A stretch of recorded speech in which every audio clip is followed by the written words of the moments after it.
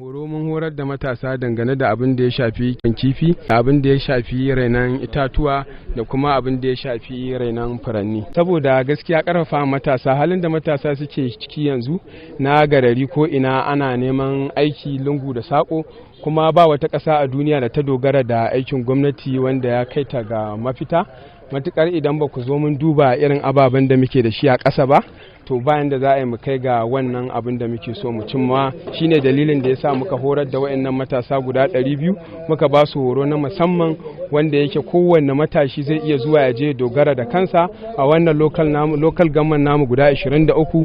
Alhamdulillah, kiran da muka yi matasa da guda 50 za mu dauka, amma yunkurin da muka ga matasa sun yi na ganin cewa suna bukatan su koyi wannan sana'an ya mana daɗi. Shine muka rabanya shi gida 3, muka dauki matasa guda 200 don ba su wannan horo ta musamman. Wannan matasa maza da mata ne ko kuma maza ne kawai? A maza da mata ne. Abinda zai baka ban sha'awa shine har da ma'aikatan gwamnati, dan dai inda na samu dama irin wannan da 'yan jaridu nakan kalubalanci ma'aikacin gwamnati. Ba zai yi ba sai ka shekara 55 ko 60 sannan ka ce zaka zo ka koyi abin da ya shafi harkar noma, har ka ce zai amfane ka.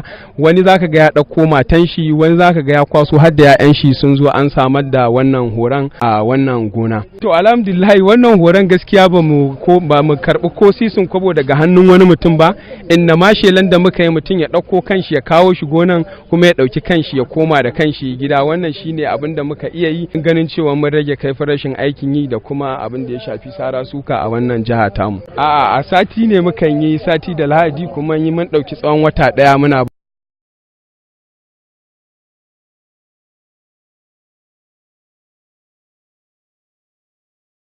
To bari in gaya ma, a duniya akwai inda kasashen da programs din da ake na carbon dating, da akwai irin abubuwan da zaka shuka, a zo a diba abin da ka shuka, kai ka shuka kuma a baka kuɗi. Saboda shukar da kai yana taimakawa shi wajen canza yanayi da a samu yanayi mai kyau wanda zai tabbatar da lafiya. So ai abu ɗaya ne, na ɗaya arzikin da ya kamata mu samu wajen shuki da dabbobi babu saboda hamada, na biyu kuma ga rashin lafiya kanta ta yi rauni bisa kan wannan al'amari. Saboda da yanda kake tunani, misali yanzu environment ɗin da kake ci na itatuwa, in ka bar shi ka koma wani gefe ka ji me zaka yi. Mun ƙara yawa, harkokin rayuwa ya ƙara yawa, motoci ne, fumes from hayaƙi ne, daga girki ne, daga motoci ne, abubuwa da iri-iri, ƙone-ƙone da sauran ci gaba ya kawo cewa kuma ga population ya ƙara yawa.